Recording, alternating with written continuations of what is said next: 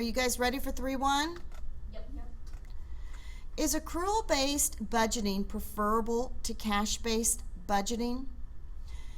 The Disability Research Institute receives its funding mainly from government grants and private contributions. In turn, it supports research and related projects carried out by universities and other nonprofits. Most of its government grants are reimbursed, which is expenditure-driven. The government will reimburse the Institute for funds that it disperses to others. So the Institute estimates the following will occur in the forthcoming year. What's going to happen? First of all, it will be rewarded $5 million in government grants, all of which will be paid out to sub-recipients during the year. Of this amount, only $4.5 million will be reimbursed by the government during the year. The balance will be reimbursed in the first 6 months of the next year.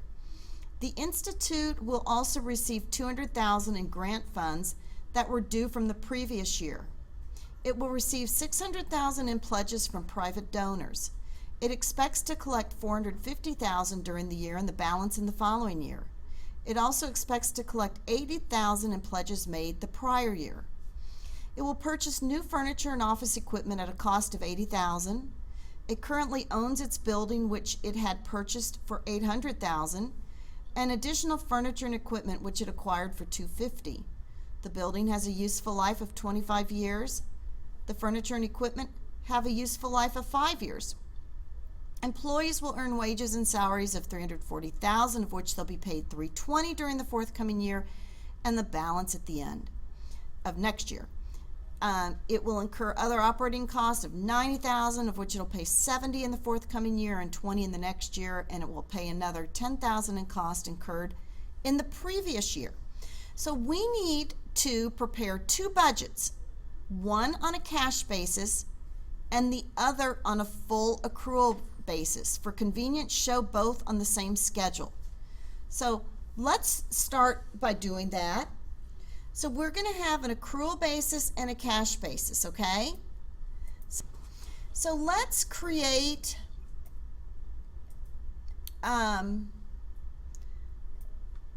one that's going to say accrual basis and one that's going to be cash basis, okay?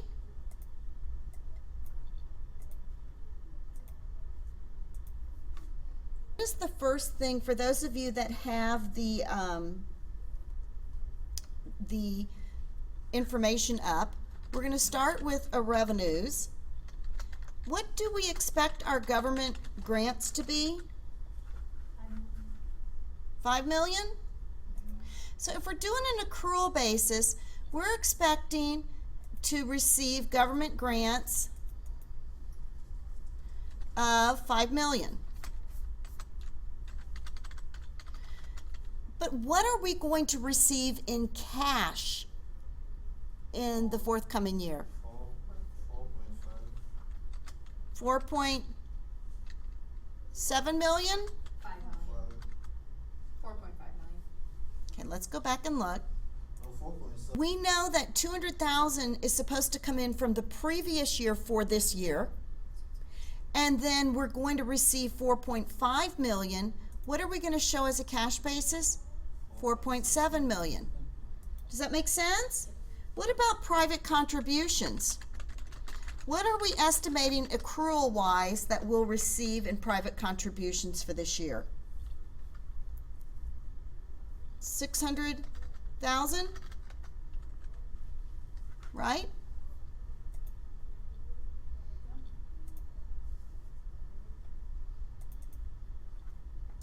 And then what do we anticipate it to be in cash?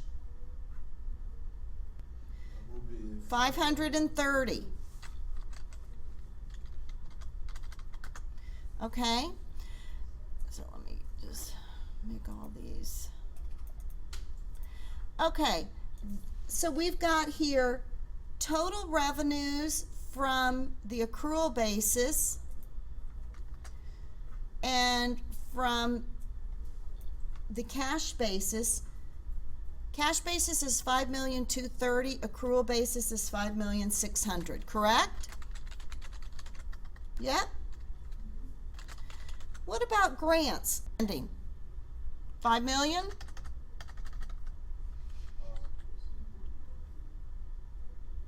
Revenues.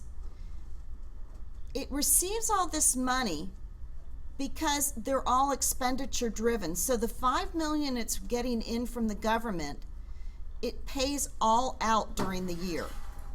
So even though they're bringing in 5 million in government grants, the intent is to pay out the whole 5 million. Even though this is a revenue, it's also the exact same expense. Yeah. Because the reason they're getting it is because they hand it out to recipients at the end of each year. So even though this 5 million it's receiving in, it's also going out, the same 5 million's going out. Kind of like, it'd be kind of like if you As of right now, the grants being, here, I'm just gonna put this in and then the grants of 5 million, let's just put this in right now. We're getting them in, but it's also an expense. An expenditure is grants too. You know, some things can be revenues and also expenses.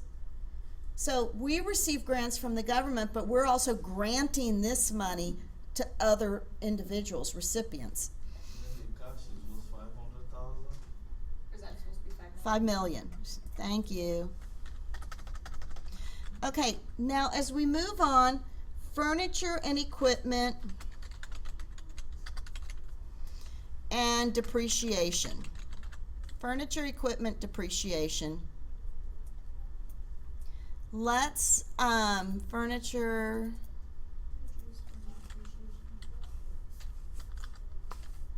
equipment, depreciation. Okay, so how are we going to figure out this depreciation? Furniture and equipment and depreciation. Basically, we have 80,000. It will purchase new furniture and office equipment at a cost of 80,000. It currently owns its building, which it had purchased for 800,000, and additional furniture and equipment, which it acquired for 250. The building has a useful life of 25 years. The furniture and equipment have a useful life of 5 years. So if we take our 80,000 plus of equipment plus our 250 of equipment, that gives us what? 330. 330, divide that by 5 years is how much? 66,000. 66,000. Now, what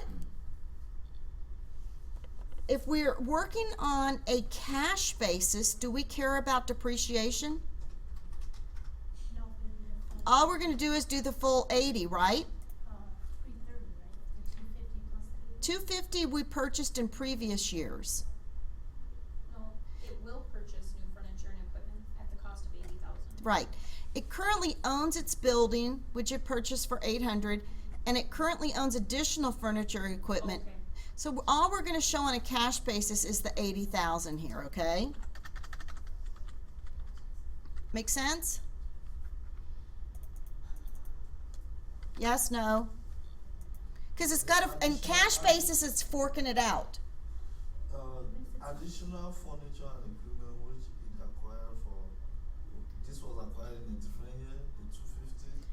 Additional furniture equipment it already owns. Do you see that? Okay, let's go back. Do you see where it says it will purchase new furniture and office equipment at 80,000? What says it currently owns? It currently owns its building, which it had purchased for 800,000, and additional furniture and equipment, which it acquired for 250,000. Okay? Does that make sense? Now, if we go back to building and depreciation, are we purchasing any new buildings? But from an accrual standpoint, what are we going to take on depreciation of the building? 800 divided by 5. 5 years? Or 25, sorry.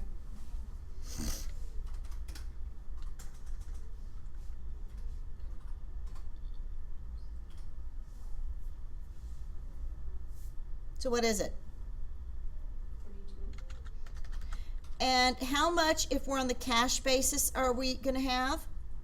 0, right? Then let's look at wages and salaries. What are we going to have in wages and salaries, accrual and costs? So it will go back here. Employees will earn wages and salaries of $340,000, of which they will be paid $320,000 during the forthcoming year. So if we're on an accrual basis, this is going to be $340,000. But if we're on what we're actually forking out, it's going to be $320,000, right? Other operating cost. The other operating cost shows it will incur operating costs of $90,000, of which it will pay $70,000 in the forthcoming year and $20,000 in the next year. It will also pay another $10,000 in cost incurred in the previous year. So what are we going to do there? Other operating costs will have 90 for accrual So $90,000 in accrual and 80 for cash. and $80,000 in cash. So if we take here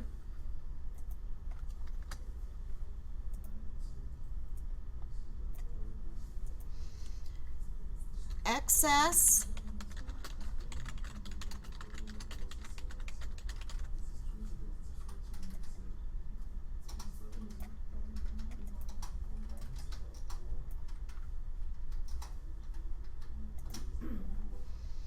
if we take